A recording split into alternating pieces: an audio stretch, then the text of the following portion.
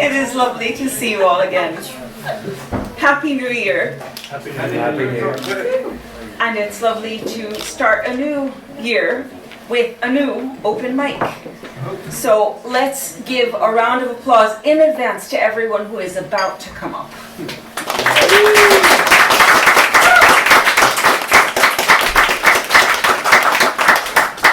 And just by way of good news to start the year with, I'm happy to say that this event as well is presented in partnership with Poetry Ireland, who are going to continue to support our work.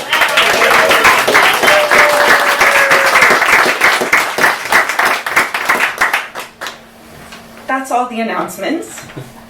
As is our custom, we always start the open mic with a particular poet, author of Clay and Soil, the one and only Dominic Taylor. Thanks a million, Dor. And what I'm going to set off with somebody else's poem. Just before Christmas there, we lost a dear friend and poet who was one of the old guard who used to read here in the White House when we started back in 2003, Donald O'Flynn. And we actually published 4 collections of his work.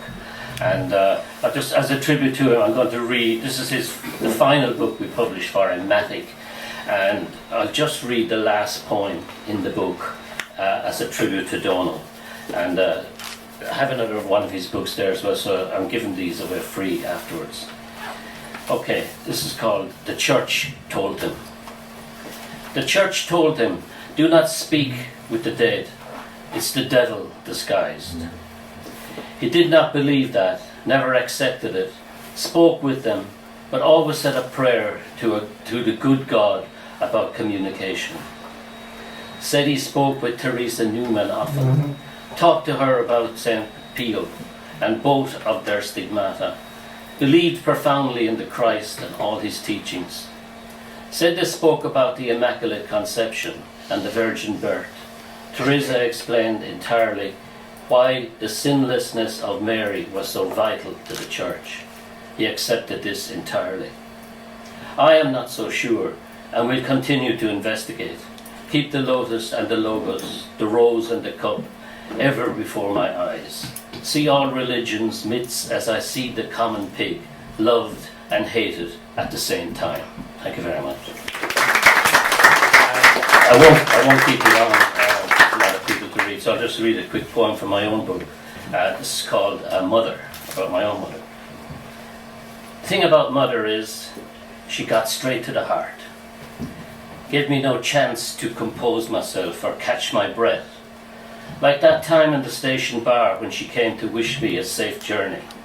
I wanted to hold her and say something meaningful, like I mean this now that she is no longer here. Her lingering voice makes this old heartache harder to bear. Thank you very much.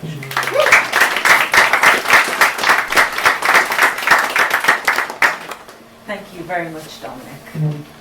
And thanks for always being a brave soul who steps up first. The next poet I'd like to ask to read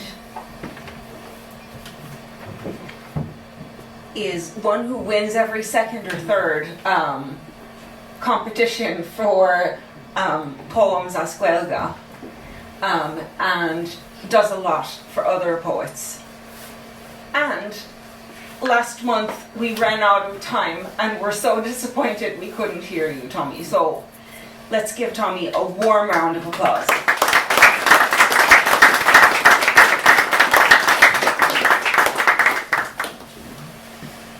I've actually only won 2 awards for Irish poems, but So far. I need to start entering more of them. About this time 2 years ago, I got a lovely email from John Liddy saying the Hong Kong Review were going to do a special on Irish poetry, and I think it took 15 months for the thing to eventually come out, but it's lovely, and there's some pretty impressive names in there. It's great to be in there with them. The only problem is the 2 that I sent were fairly long, so I'll just read one of them in English, and if anybody wants to hear the Irish version after, come on over.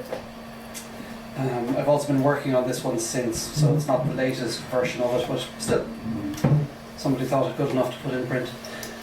Out of wedlock. Old poems blow the dust off half-forgotten images. A farmhouse, deep in the countryside. Stone walls by the driveway. A damp, drafty kitchen under the watchful eye of the Sacred Heart. A rustic wooden table under gingham cloth. Radio, stove, a bucket of sticks and turf. Wellingtons left behind the back door. Across from the ginger cat's bed in the shed. The good dining room out front, gazing over the main road. A breakfast of sausages, followed by scones with cream and jam. And I can't be sure how much of it is true, and how much slipped in from memories of other houses. Which details aren't just imagined or echoes of stereotypes. But I do still see the hall that linked two bungalows. The smooth floor of the passageway where a pup's paws floundered. The doorway to her own little sitting room and kitchenette, inherited after years caring for her grandmother. Merely steps from the forbidden realm of her bedroom. That little space where we cooked and baked just once or twice. And I still hear the quiet click of the door behind us, the rustle and swish of closing curtains and rolling blinds, to shut out the dark hills heavy with blackberries, the lowing of dairy cows, the prying eyes of local gossip, the whimpering puppy locked outside for the night in the hut with the loyal sheepdog, to lock in the illicit acts of love, herself on top so as not to squeak the old couch, us both half-dressed lest a hand would come knocking on the door, and just the slightest hint of protection.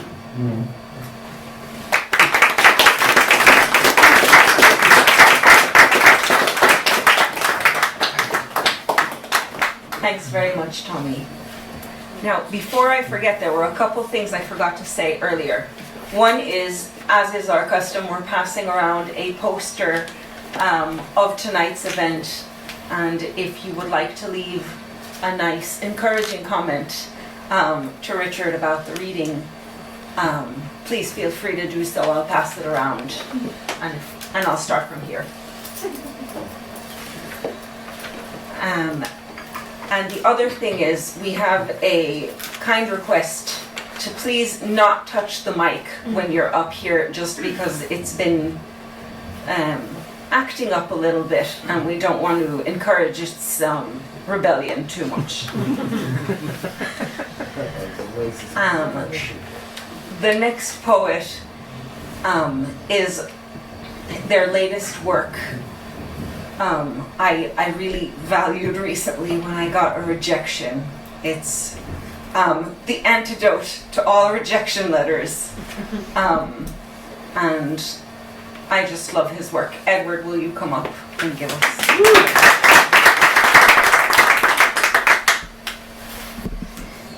I feel like having a consent conversation with a microphone, but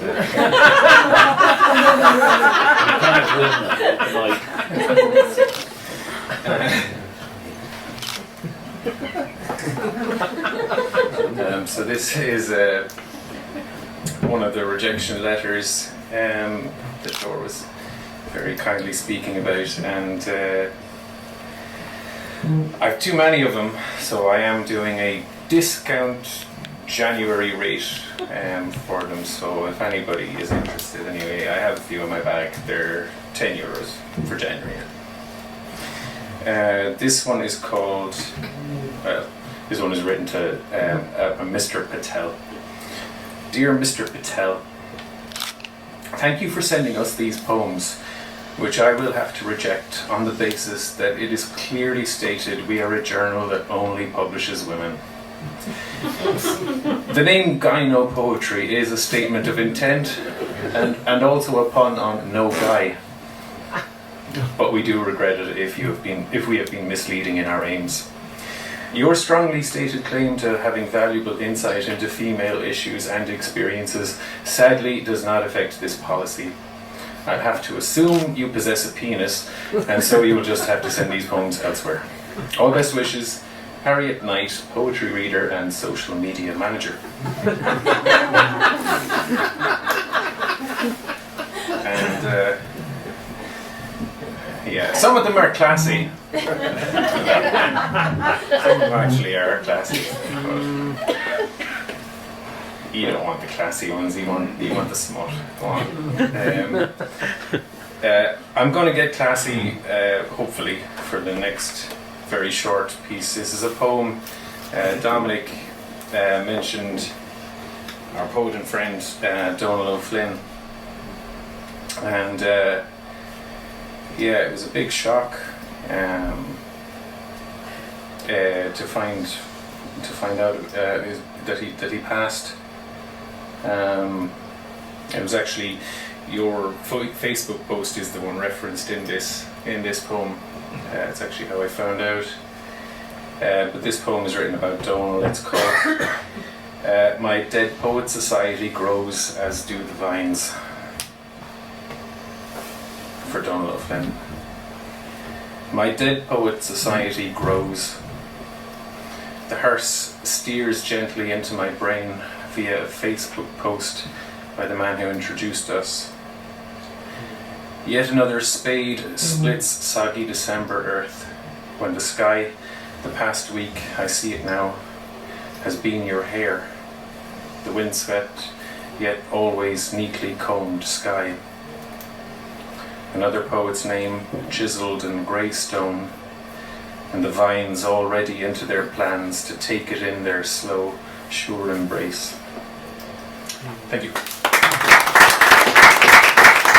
The next person always wears such stylish beanies. I love them. I look forward to the new one each month. Anthony, will you come up and give us a poem? Happy New Year, everyone. Happy New Year. Resolution. If a substantial hobby flings itself at me, I'll succumb instantly. The faintest wisp of pleasure, of alluring respite from my hammered mind, more than enough to seduce me.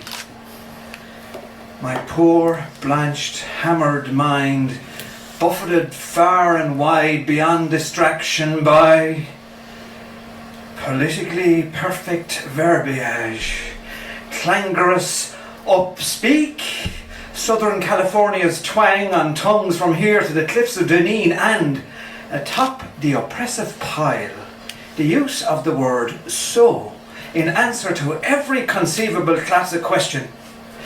Minister on the 1 o'clock news, what is your name? So it's Jack. Jack Suave, Jack ask me anything. Very well. The government's stated policy on eggs sunny side up, when exactly will it be enacted? So, notwithstanding pervading amendments, eclipsing amending perversions, conditions and legal parameters apply. Consequential qualms multiply. So, modalities of prudent rectitude remain key. Indeed, PR, prudent rectitude, coupled with governmental colleagues affording due diligence at civil service and subcommittee levels, blueprints our perennial societal stability. This foundational strategy is wholly applicable fiscally, interdepartmentally, nationally, globally, globularly. So, taking non-aligned core competencies into consideration, Cabinet, in terms of deliverables going forward and in line with its role as a coherent collective entity, may, in due course, embark on a consultative process which could possibly pave the way for moving the dial vis-à-vis the issue you have just raised. So, postponement and preponement are on the table. Thank you, Minister.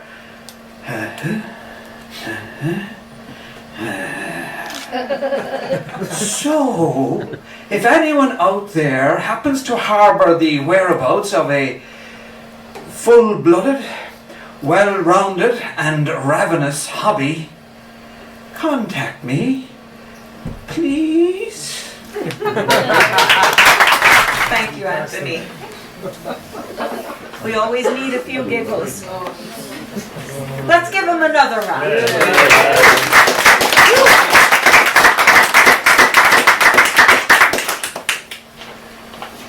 The next poet is sitting in his usual spot. You're all, next time confuse me a little and move around. Beck, will you come give us a poem?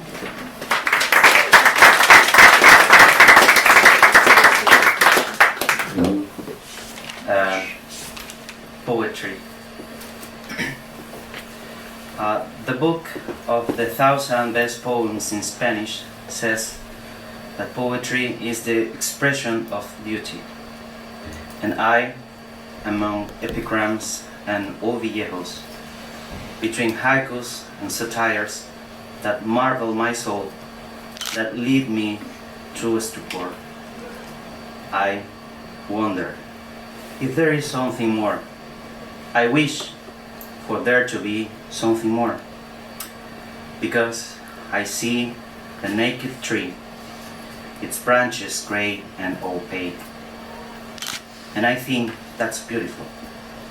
Death looks me in the eyes from the pubescent face of a girl who blows the smoke, or her babe, to my face. There must be beauty in that. I see the double-decker bus, the traffic light, the Shannon dredged in the mornings, and I think, oh, that's beautiful. I close my eyes and sigh. I let slide into my mind the longing for my parents, the bending kiss for the knees, the yearning for our jeans to fall, and I know that's beautiful too. Now, I know that I'm a poet. Thank you.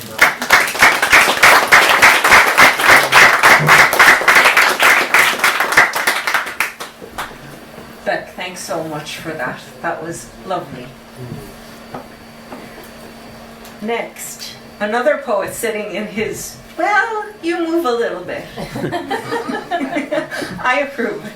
Anyway, another poet who has delighted us many times with poems, and I can't wait to hear you read now. Martin Murphy, come on. This one's just called Changing. It felt great, it did. I hadn't felt so good in years. My joints weren't aching, I had a spring in my step. I had made adjustments. Cut out the unnecessary rubbish. Eating sensibly and well. From 15 stone and 10 pounds to 13 stone and 7 pounds. It was amazing. I had done it. My wife had shared the journey with me. We had done ourselves proud. Our friends and neighbours had noticed. It gave us a great sense of achievement. But that was then. 4 years later, I'm back to square one. It was a gradual decline that accelerated more recently. Our achievement now a distant memory, replaced with disappointment, no energy, low self-esteem. I'm trying again, but it is much more difficult this time. I tell myself I deserve a treat, a bar of chocolate or a biscuit or four. The real treat would be to say no to myself. That would be the right thing to do. I am weak at this moment. I have lost the battle. I'm on a losing streak. I need to improve my discipline. Believe that I can do it again. I will start tomorrow, as I said the day before that, and the day before that. Yes, I will go again tomorrow. Thank you. There's always tomorrow and tomorrow and tomorrow. And there's always a Yes. Thank you, Martin. The next poet is always a delight to hear from. And yeah, I just love her poems, and there's nothing else to say. Breda, will you come up and read? the best of times, I hate the microphone, and now that this one is coming with a warning, hey, do you know what? It sounds perfect. Oh my God.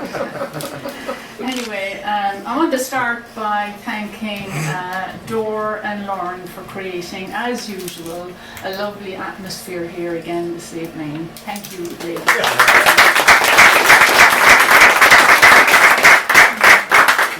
So I ended last year on a high. I got a poem accepted in Poetry Ireland Review.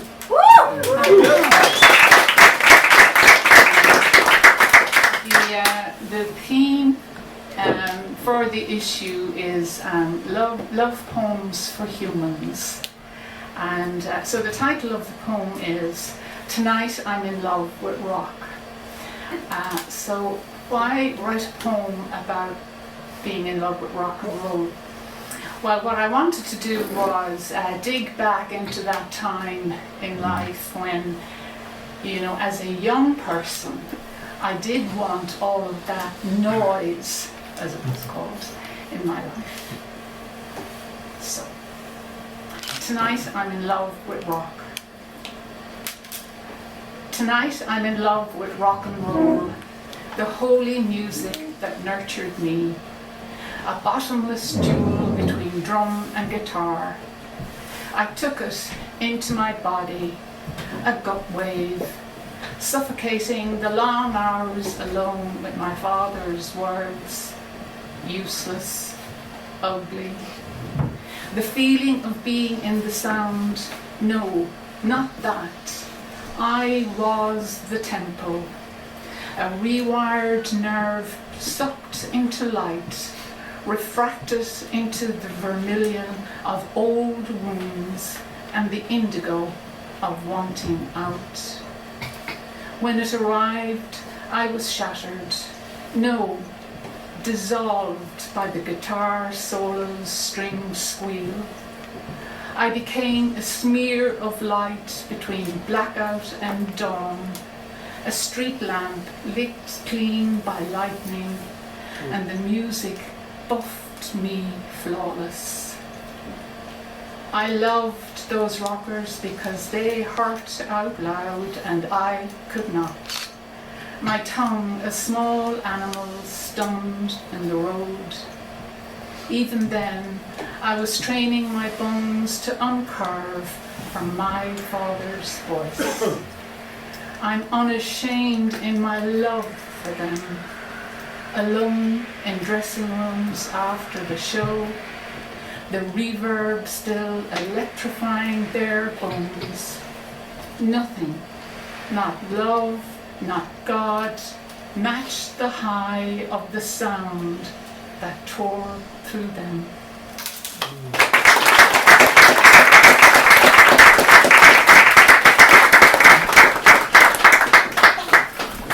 Thank you very much for that. Now, life happens, and once in a while, even with the best of intentions, we have to not return to some of our favourite haunts and series for a while. So we're very, very happy to welcome Mary Kate Lee back, and I'm looking at all of you. Warmest of applause. Come on.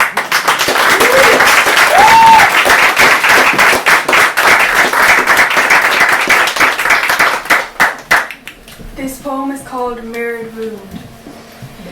There have been so much will from others in my life, but it took you to wheel that way, to understand my wounds. You could meet me in my pain, because it belongs to you too. You've been there. You know what it means to be cut that kind of deep. We both nearly died from the same disease, and wear with pride the same medical device that saved both our lives. You mirror a wound in me.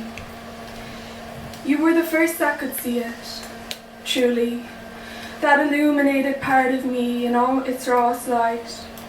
I'd never met someone so alike, and that was clearly the cosmic purpose of our connection in this life. One night we talked for 12 hours straight. You don't meet people you can meet like that every day. It was a rare kind of potency, intimacy, vulnerability to meet a mirror of me, the kind that healed. You reflected light back on a shadow of mine, and I still ground in and give thanks for that part of me you healed in that pocket of time. At the close of a cycle, this message stands true.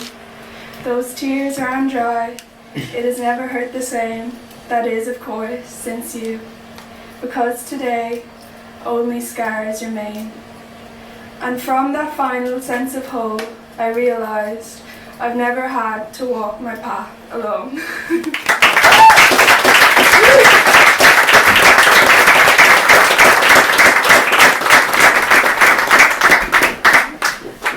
Thank you, Mary Kate. That was lovely.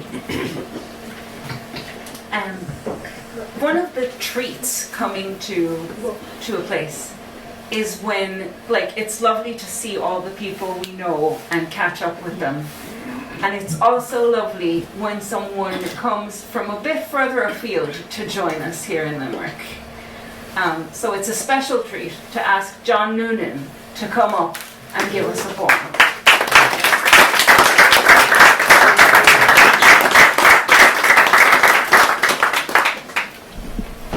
Thank you, Dor. It's lovely to be here, and it's nice to be returning to the Dor for all of these new collections over here. So recently I attended that powerful demigod poet Anne-Marie Curran's poetry launch in Dublin, and she signed the book to the Restless Poet. So I took that as the prompt, because our collection is called A Hymn to All the Restless Girls. I would like to dedicate it to anyone who knew John Quinn, who passed away recently. Anyone who had heard The Colour of Mind might remember John. Open Mind was fantastic radio program back in the day. So, blues song for a troublesome boy after Anne-Marie Curran. On St. Patrick's Day, beat out your drum for troublesome boys who don't stride behind. See how a troublesome boy shadow dances with stray dog in the flicker of amber streetlight. A troublesome boy pokes weeds from wet clay on his parents' grave. A troublesome boy can gather aid for a distant famine. The hair of a troublesome boy often smells of boot polish. In a purple-lit pub corner, the troublesome boy slurs out his saxophone solo, soulful ache. Two troublesome boys sing to a pope in some western racecourse. An unshaven face of a troublesome boy resembles a stubble stalks. A troublesome boy is often not born, but arms raised up from bog's black bottomless pit, feet curled into his mother's arms. A troublesome boy is dazed by frogs as they hop out stars on dry stone around St. Bridget's Well. A troublesome boy is fooled the whole country with a hurley and schlitter. A troublesome boy soaps his naked front with an unsteady moon on Loch Owl. A troublesome boy sleeps on granite steps, sheltered beneath the bank's blue door. Someone urges a troublesome boy to swap a bishop's robe for a cow-dung splattered football jersey before Sunday Mass. Like blackberry thorns, a troublesome boy's eyes point in 1,000 directions. What will he do now? What will the troublesome boy do? Thank you.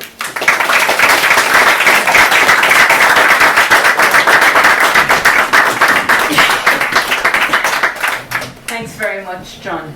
Thanks for making it all the way, both from over there and from home. Next, Teresa, it's your turn.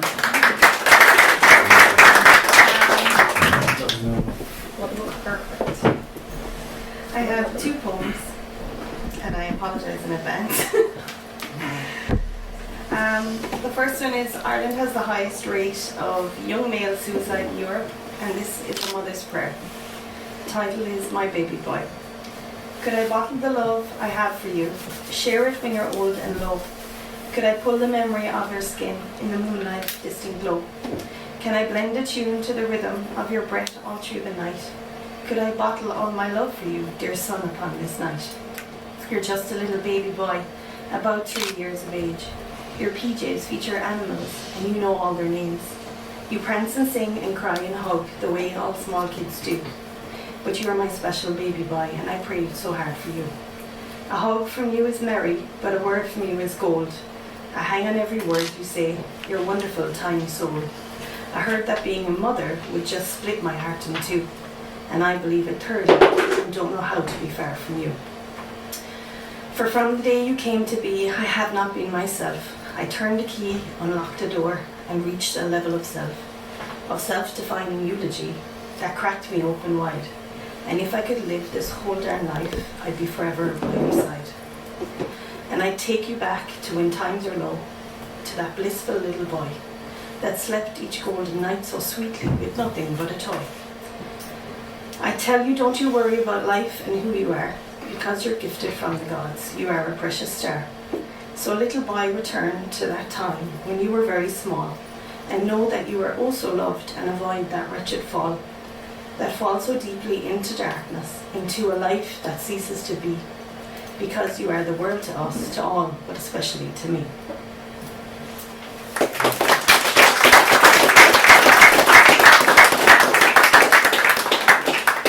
The second poem is about the look of life and the draw. The title is The Luscious Life of Ours. Will I ever come to knowing in this luscious life of mine? I've searched and sought and tried my best to untangle the complex vine. I kissed the boys, I had the kids, no clarity did I find. I ran the hills, I flew in plains, and found no peace of mind. I begged the heavens and kissed the ground and said goodbye to love. I've wandered lonely and begged quietly for answers from above. When do I see, when do I know what it is all about? I'm running out of motivation, I'm running out of clout. My friends, they think I'm losing it, and frankly, they might be right. I prayed to God, I cried in the dark for vision and insight. To know what makes this world go round, and how my life has joy. To be given such beautiful children, and yet yours to only die. I don't deserve the life I have, yet mine is sweet and long. And yours is only fleeting like the short verse of a song. I wonder will I ever know why life can be so cruel, to men and women, old and young, to suffer like a fool. I read the stories, tried to be wise, it never got me far. I spent my days just calling out and wishing on a star. To understand this world of ours was a mission that I failed. I never followed a simple rule, and through it all prevailed. To all those folk that didn't win in this lawless game of chance, do you exist blissfully somewhere else? Do you live and love or dance? Thank you very much for those poems, Teresa, and we hope you come back so we can hear more. Let's give Teresa another round.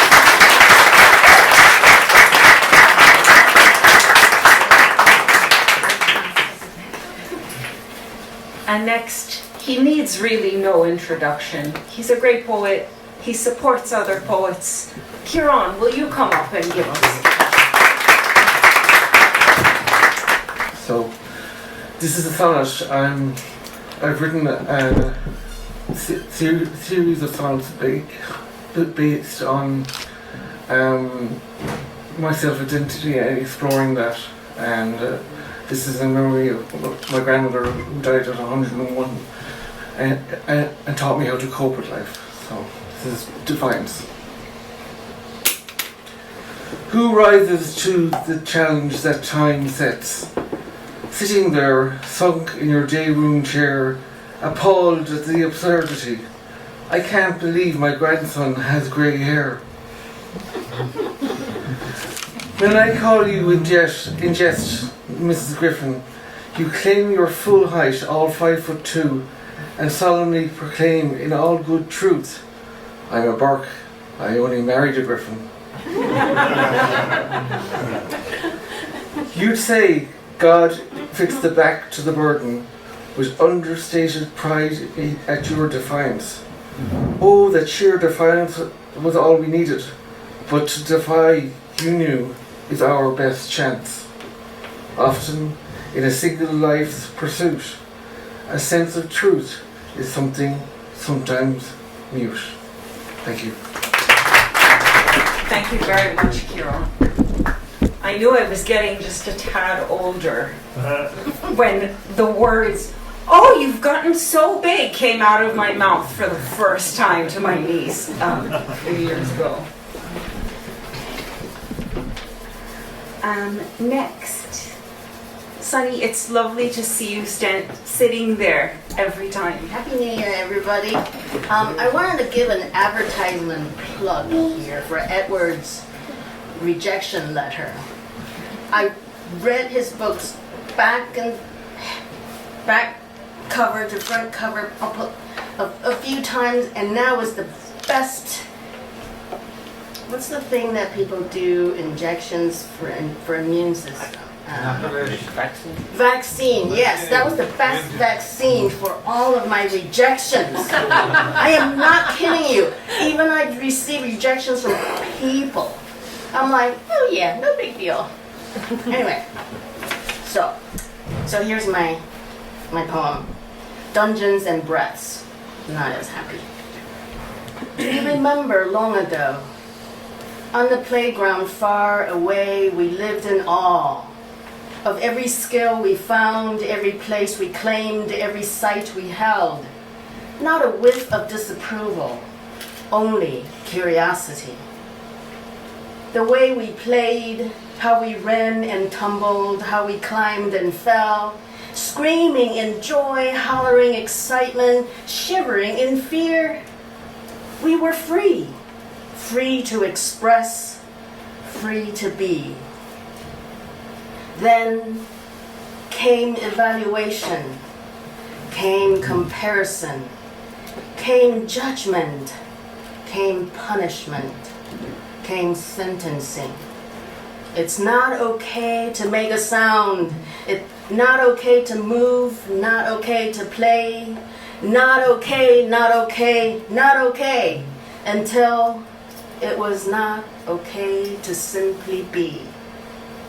Deep down, I secretly allow myself to be in that state synonymous with aloneness, where sovereignty resides in dungeon, walls so thick where sunlight never reach.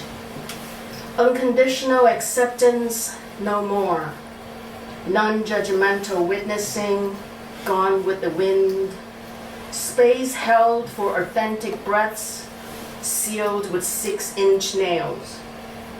Shoulders now slumped, steps now staggered, breaths now strained. Burdened by eyes that stereotype, crushed by minds that call, caged by script written in shadow's ink, we became puppets. Strings tucked by the wild wind of consensus, souls burned by the ferocious fire of mass consciousness. There's no escape from this first and everlasting great betrayal, save for our meeting with death.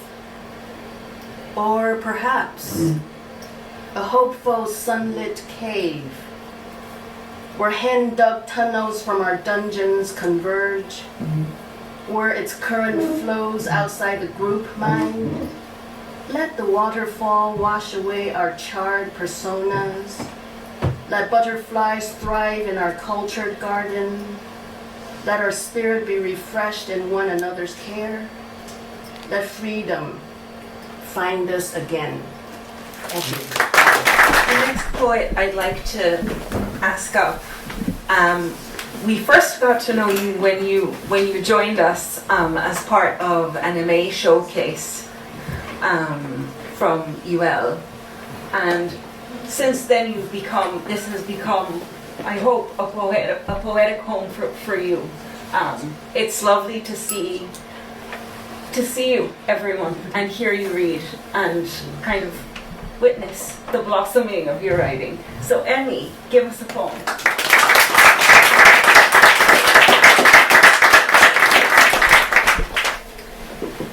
Got some voice microphone calibration. I have two little ones. All my poems are little ones. I'll start with La Pâtissier. The patisserie chef sits in front of the window, blocking the view of empty trays. His crisp white uniform has been loosened, and now hair and tattoos are visible. Absently, he scratches at his arm, ash fluttering from cherry, as he turns fresh, sweet air into smoke.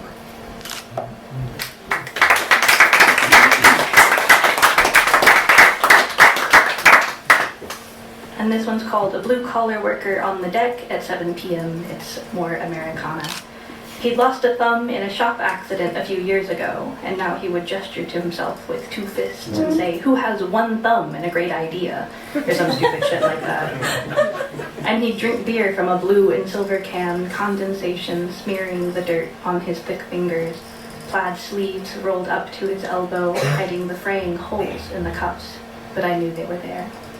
And with the same old 70s songs playing, the smoke from the grill always blowing in our eyes, he'd talk about projects, things to fix up around the place, but he'd never really get around to them. Thank you.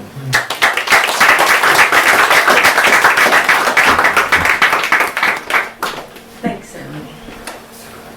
The next poet, Joe, when I first came to Limerick a few years ago, it was about 5 months before the pandemic broke out. And the first reading I ever went to was on Roaches Street, and I think it was Tom McCarthy who said, "Is Joe Healy here?" And you weren't that night. But then when we all migrated online, every week there was someone who would ask about Joe Healy, and I couldn't wait to meet this mysterious Joe Healy. And it's been lovely to hear your poetry ever since. So if you'd like to come up and give us a poem. At the start, Dominic mentioned a good friend, O'Flynn, Donald O'Flynn, and I'd say like Donald used to come here as well with us in the old, we'll call it the old White House, and he would be very pleased with the young people coming here now. The range of stuff that you're doing, I think is fantastic, and well done, and keep it going. So my book is it's called Girls on the Merry-Go-Round, and it's for sale for €10, and the lads have it here, and it's in support of a hospital in Newcastle West and a respite centre in Drumcollar, where I'm from. And so I'm going to do one. I mentioned Paris at the end of this, and where Richard lives, and so it's like when kids are small, they talk to everyone, and but then as they get older, all the barriers come in the way.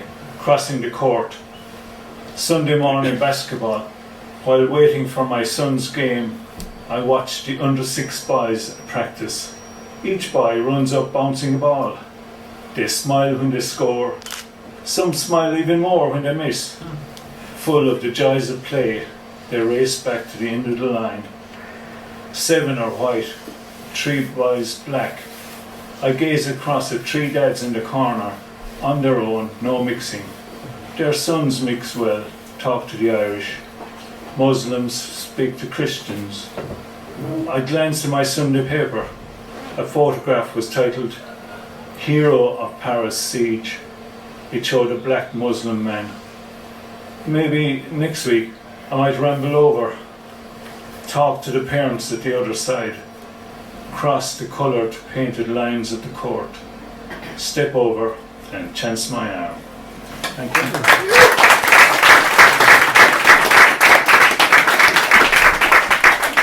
Thank you very much, Joe. And congratulations on the book.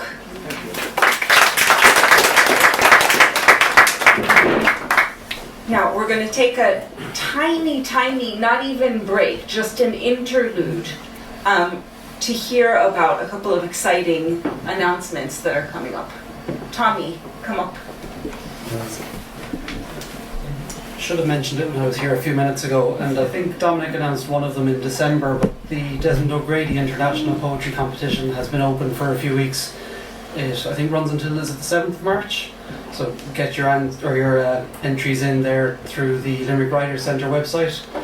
We're also opening up the Seamus O'Canada Comórtas Fideicta for anyone who writes in Irish, and I know a couple of people in the room entered it last year.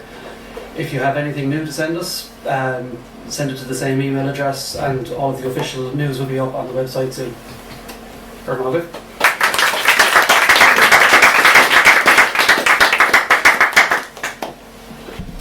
Thanks. Next, he's known for his sartorial elegance. And today he has a particularly snazzy new haircut. So, minus the purple hat, but worth it. Stephen, will you come up and give us a poem? I actually planned on reading something I wrote recently, but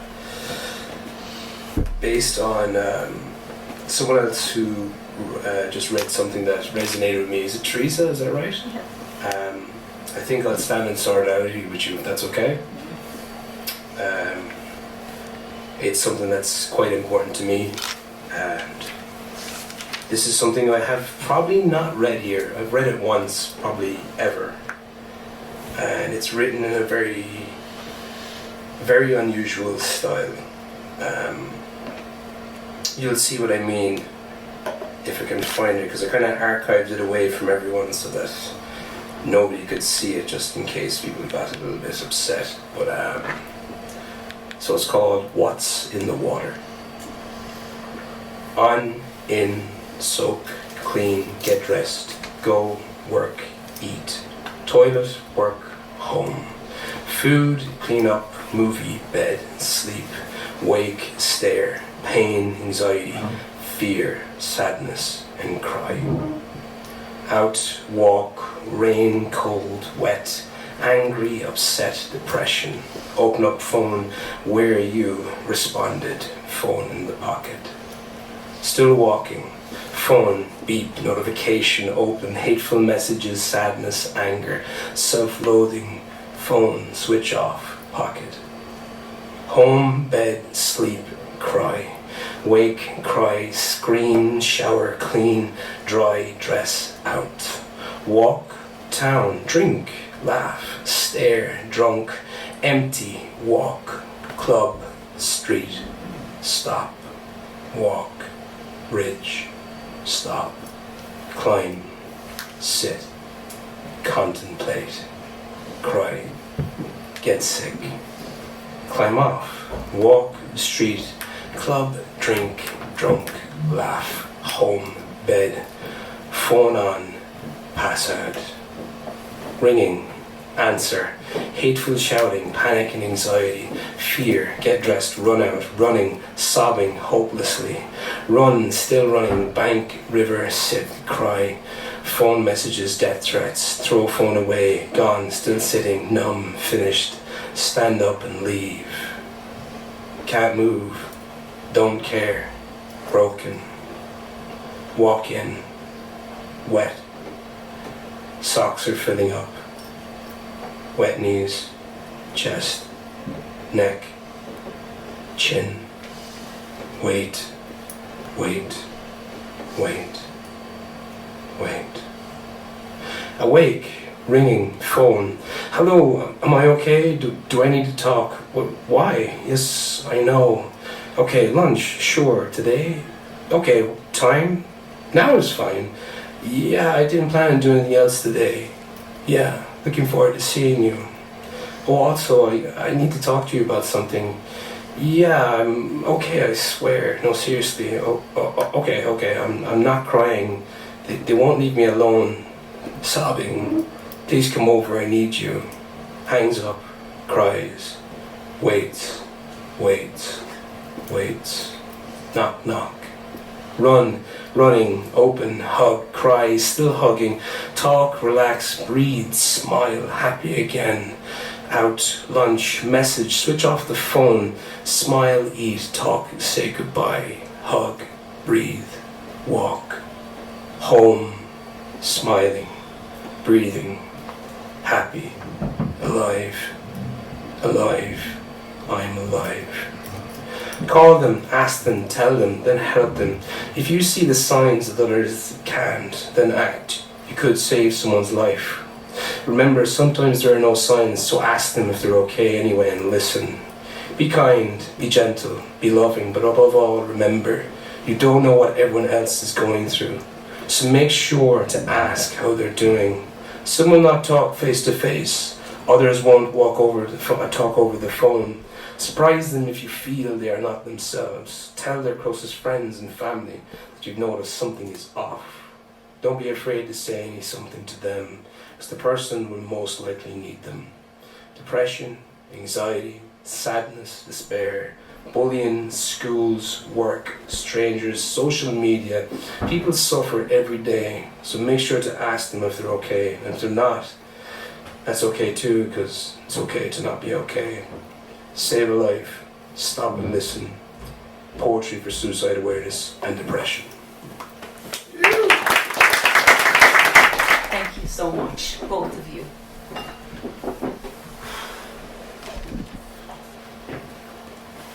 And also from this table, Matthew.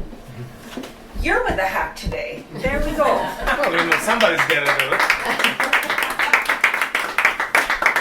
Okay, so I didn't really know how to describe this, but given that there was a lot of self-reflection on what we just heard there, I think that can really kind of fit in what maybe I was going through. So this is it's called Atomized.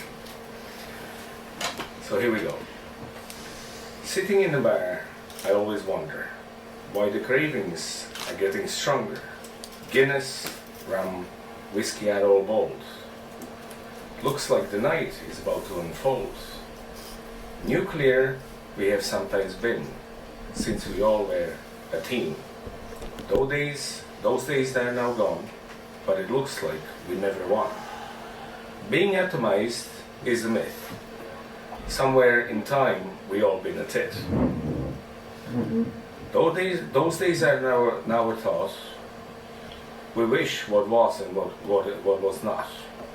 Grey days are to come, regardless of what we done. Alcohol is another great thing. After it, you have barely something. No mass is what we try to say, but it's all gone like a bale of hay. Hangover is not the way to go, regardless if you're friend or a foe. They say stay away, but being atomized sometimes is the only way. Thank you very much, Matthew. The next poet I met in the rainiest poetry reading I've ever been to. We were at a holy well. Rain was pouring down on us. My poem, the paper crumpled with the rain. It was very memorable. And more memorable was his work. So Oren, will you come and give us a poem, please? Good evening. Marvellous poems here this evening. Marvellous. This is one I read before, but I've kind of cleaned it up a bit, and I hope it's a little bit more respectable now this time. This one's called The Loneliness of Infinite Machines. The corporation that can be named is not the true corporation. The origin of the corporation is beyond thought or profit or power. All workers who work for the corporation also do not work. It is in the stillness of the void that all work happens. The void contains and separates all things. There is an employer beyond, a universal corporate. They who hold the ultimate purse strings exist in perfect poverty. They hold everything with empty hands. The corporation has no board, no employees, no charter, no laws. The corporation speaks in perfect silence. This is the corporation who exerts a control that is no control. Peaceful, silent, drifting in eternal stillness. This unnamed corporation exists beyond action or inaction, beyond finance or shareholding, beyond greed or power, beyond love or revenge. Their existence asks the question, what do you do?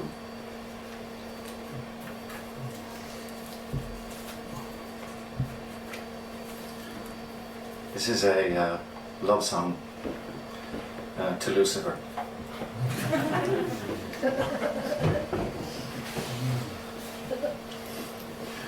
When I was but a wee lad, that's a little fella, I didn't have a lot of friends.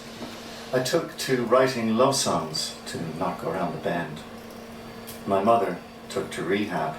My father took to booze. My sister became a millionaire and lived on Fifth Avenue.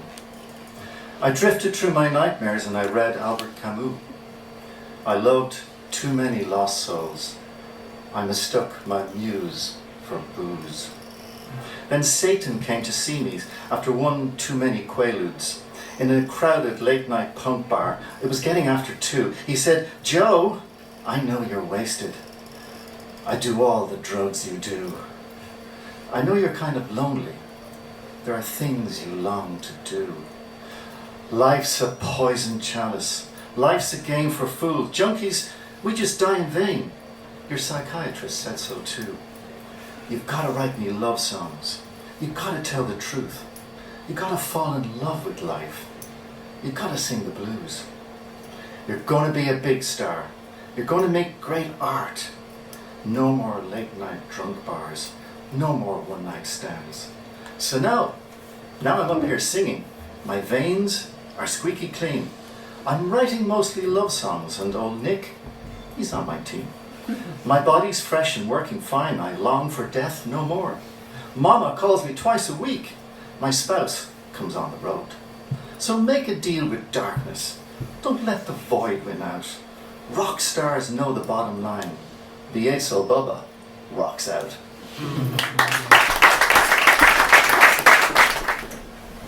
I love how sometimes people just end up talking to each other, and that's lovely. Next, we're in for a treat. This poet came and did a feature for us. What was it, a year ago? A year ago-ish. Yeah. And it's lovely to have you back and hear you read again, even though you've been back in the meantime, but it's lovely every time. Zach, come give us a poem.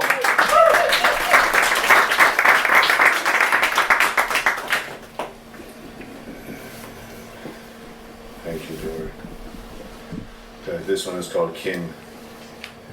This family disease is a terrible thing.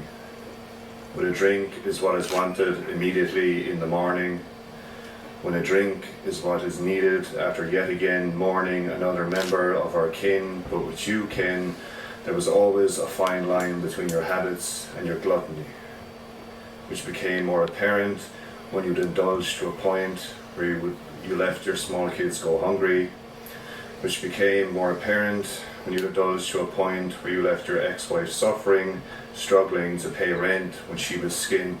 Instead of using your money for spousal maintenance, you got the names of your kids tattooed on your bicep.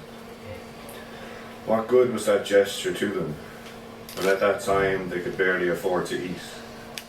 What good was that to them when at that time they couldn't afford new shoes for their feet? I remember coming back from school when you were home from England, excited to see you because you were the fun uncle. I arrived in the front door and witnessed you collapsed in a bundle on the floor, an empty bottle of Jameson beside you. What I didn't realise is that you had been sent back to us by your second ex-wife because she no longer wanted you in her life. I remember seeing my mother cry for the first time on the phone to this woman she'd never met, trying to figure out what to do with you next. That's when I knew there was so much more to this. It wasn't just simply gluttony or avarice, it was a grotesque sadness. It was you struggling with a darkness. My saintly mother did everything she could. She tried to help you get clean, she brought you to the meetings, she helped you find a place to live after staying with us became untenable. And even then, she brought you groceries and burnt CDs that I made when to her seeing you was so undesirable. She said there was a difference between getting sober and staying so. And after having 3 other brothers like this and seeing 2 of them go, she knew the tragedy, the frustration and the pain of it all. When it gets past the point you can control, when it stops you from growing old. Maybe it is a sin in itself to even write this.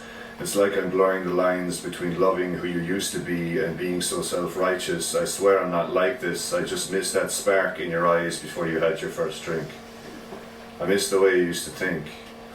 I miss your 5 o'clock shadow. I miss seeing you smoke cigarettes out the back window. I miss your sense of humour. I just miss seeing you, even if it was only mostly at funerals, because that's what our family is like, right? My mother believes this runs in her genes.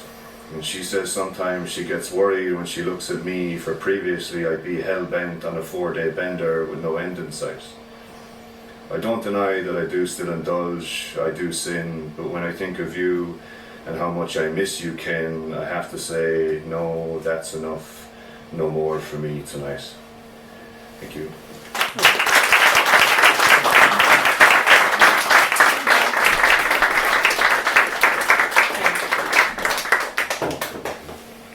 The next poet who's going to read, I've always heard as a musician, and I've read you, but I've never heard you perform. I think this is your first time here as well. Okay, so you know what that means. Very, very loud, warm welcome to Calvary.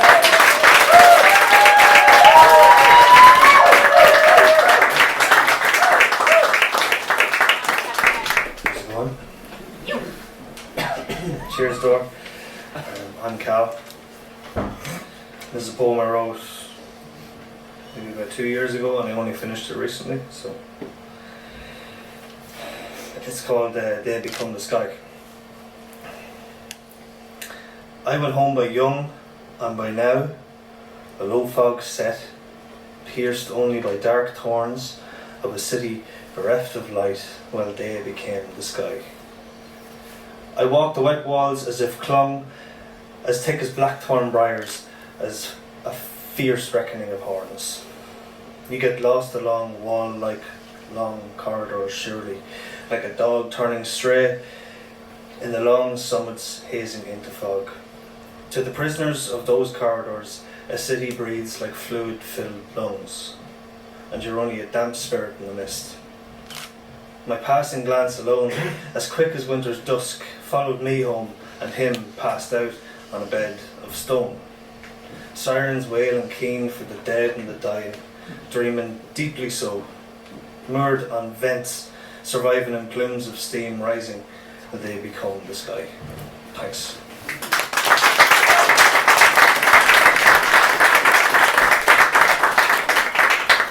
Thanks very much, Calvin.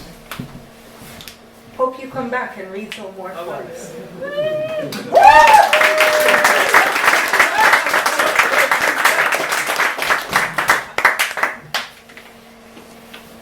Next, all the way from Turles, Larry, will you come up to the mic?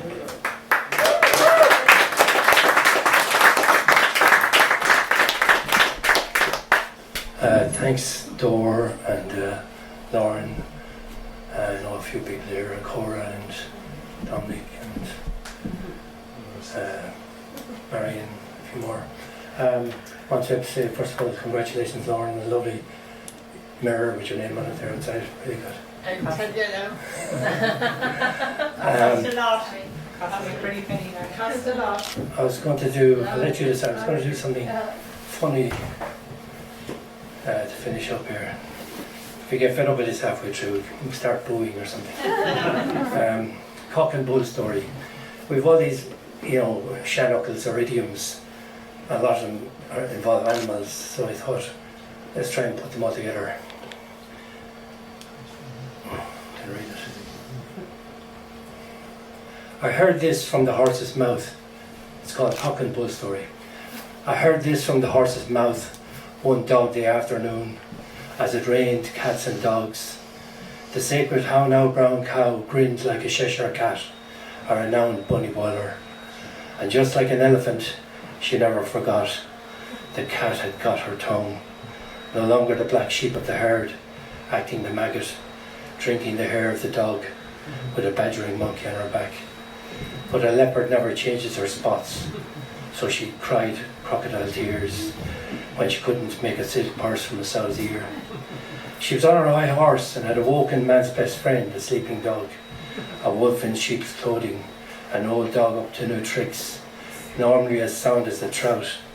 The dog's bollocks, they call him, but you don't keep a dog and bark yourself. The lame duck elephant in the room was actually a Trojan horse, slippery as an eel and slow as a tortoise, approaching some horses for courses. He won't get within an ass's roar for donkey's years, she thought, with his cart before his horse, and like a fish out of water he was a proper guinea pig.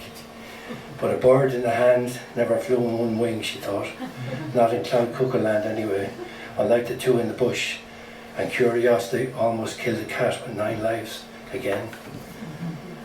Feeling as dead as a dodo from the cat of 9 tails, but with the heart of a lion, she was king of the jungle, having a whale of a time, shooting fish in a barrel, now happy as a pig in shit. She was running with the hare and chasing with the hounds, and generally not letting sleeping dogs lie. But at last she had to hold her horses and put in her horns.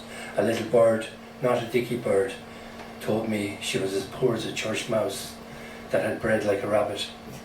Stone the crows, birds of a feather flocked together in brass monkey weather, and proud as a peacock the eagle landed perfectly, sweet as a nightingale. After all, the early bird with a handshake like a wet fish catches the lion's share of the worms. It's salmons of knowledge, big fish in a small pond, like red herrings or goldfish in a bowl. She had a crow to pluck, but one swallow doesn't make a summer. The law is a total lass in a kangaroo court, but a wink is as good as a nod to a blind horse, and as blind as a bat to a lame duck with a bee in her bonnet.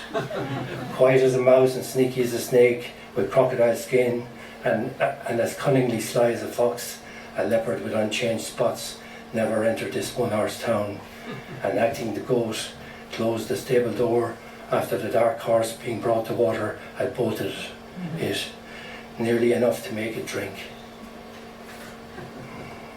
It goes on.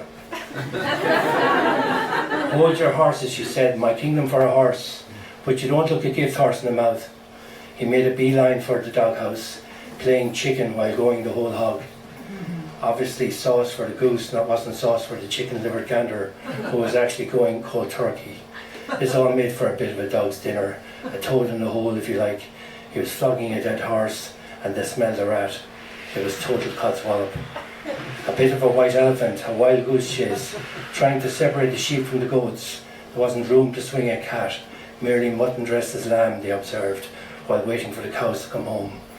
But it was the headless chickens that came home to roost, cocksure that a scaredy cat on the hot tin roof with a frog in its throat was out of the bag. This was like a red rag to a bull in a china shop. They were on the pig's back, riding a cock horse to Banbury Cross, and playing lame ducks and drakes with a pretty kettle of fish like lambs to the slaughter. This was the straw that broke the camel's back. All pork pies for sure. An absolute cock and bull story if I ever heard one.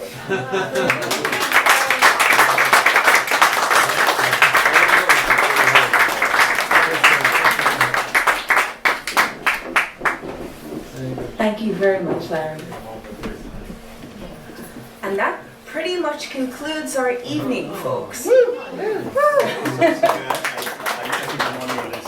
Right, that's Raymond. Oh. That doesn't conclude our evening. One more poem. One more poem. Ray, over to you. You were called there. Hello. It's actually lovely to see you, everyone here, and have a happy, genuine, happy New Year. Okay. These are a couple of very short poems, all right. I've tried these sort of elegiacal long ones. Sometimes they don't work, all right. So these are going to be fairly short. The first poem is called Carricks, and it's sort of thematically Irish. It's dedicated to actually my uncle and aunt. I'm named after my uncle. Let's get to it. I stand upon this lonely bastion and stare to darkly depths. The bravery of those weathered men in currachs, those little specks. The little boats once seen vanish through distant seas, as the rains beat so violently as the wind whips coastal seas. The gift to man is time. One knows not the final hour. Under star-crossed skies we journey, and in memory our lives do flower. And prayers are said to the Lord above, that men may return this night, for the heartache in a maiden's eyes, for soulmates out of sight. The wheel of fortune turns like the breaking of a wave. One chooses the life one lives. One is emperor, one is slave. On coral reefs at the bottom of time, one hears the mermaids weep.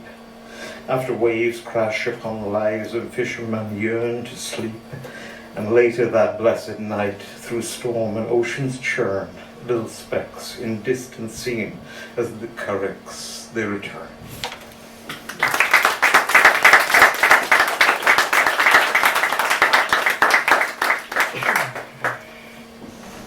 I was very fortunate to have Dominic publish a lot of my early poems in his journal. So I'm going to read one such poem from such journal. Les Parapluies. It's entitled after the very famous picture by Renoir, The Umbrellas. The wind-swept city thundered today. Lightning struck at my very heart, and everybody mused on life. The little coffee shops were escapes from the heavens, but how long would it last? Alas, I had blasted train to catch, but musing upon Les Parapluies seemed more enticing, relaxing, and comforting to the soul. The heavens cried. My hands were tied behind my back. Relax. One can go nowhere. So just watch Les Parapluies and think of Renoir. Au revoir for now.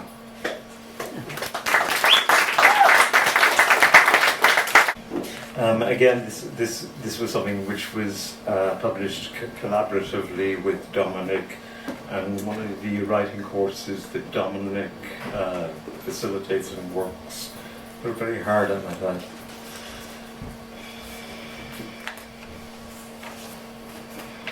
The Red Apple, dedicated to Joanna, to Joe. Where is the haphazard gnarled tree now? Eden is so far away, breathless Eden now without a breath. And life have become just an avatar of thoughts and being, an artist without a muse, nature's depreciation. And the stalk is like the wick of a candle to wane away the wickedness blotched, broken, cadaverous, pock-marked, like a dry perfume. And how can we begin again? Or can we ever? And archipelagos always drift apart like strewn apples on a senseless lawn. And Eden herself disappears in a passive, pensive heartbeat. Red, swayed hips, kiss me quick, roving Red Riding Hood. And through the forest the darkening heart beats. Hold me tight, hold me close tonight. It's been too long to have lost my way, and the heart continues on. It always does. No time to stop. There is no bleeding stop, and yet all is red. All since time began. Thank you. And thank you for your time as well. I really appreciate it. Thank you. Before we finish up and wrap up, can we give a big round of applause for Dora for running our open mic for the event? So, two quick little announcements before we finish. This time next month, we are going to have the wonderful Kaya McCarthy. Yeah, I'm very excited. Kaya, who many of you will know, is from the McCarthy dynasty of poetry in Limerick. So we are very excited to have her. But before then, I'm also very excited that this January we have not one, but 2 poetry nights at the White House. So this time next week, please come back. We're going to have a great night. We're going to have a kind of a triple bill of poetry and music. We're going to have a wonderful poet called Melissa Shaganoff, who's a First Nations poet from Canada, who's going to come over and tell some stories about her work and her culture. This is all part of the First Fortnight Festival, which is an arts festival being run nationally around Ireland. You may have seen it on the news, I think, tonight. And it is pretty much to know that this time of the year can be quite a cold, sometimes bleak, sometimes dark time of the year. And the festival's purpose is to put on loads of events for people to meet, for people to have something to look forward to enjoy, and to kind of talk about and go through this together. So we have Melissa, we have the wonderful Stephen James Smith who will be hosting the night for us. We have Limerick singer-songwriter Emma Langford, very exciting. She's actually up on the wall behind us. And we have Dominic and Pat's favourite poet, Lauren McNamara.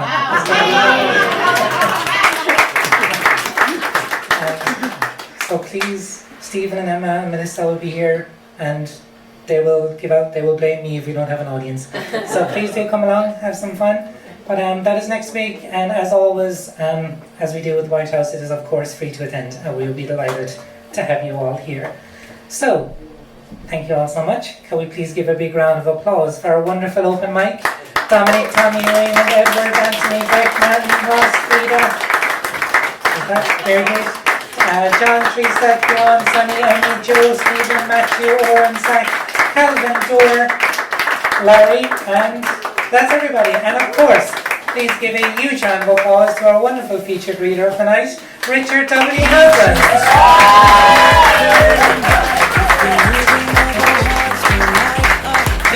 See y'all next week. Stay home and have fun. We'll never hide. Side by side. We're shouting out loud. We're living the dream, standing out in the crowd. Together we rise. Together you and I.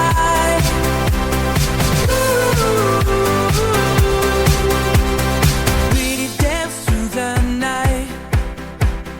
Where dreams in our eyes. This moment feels right. Underneath the bright skies.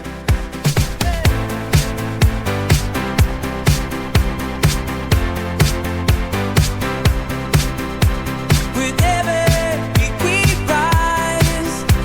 Together you and I. Soar on the breeze with hope in our hands. Writing our story like nobody plans. Each echo of laughter, each heartfelt song in this vibrant world. You know we belong.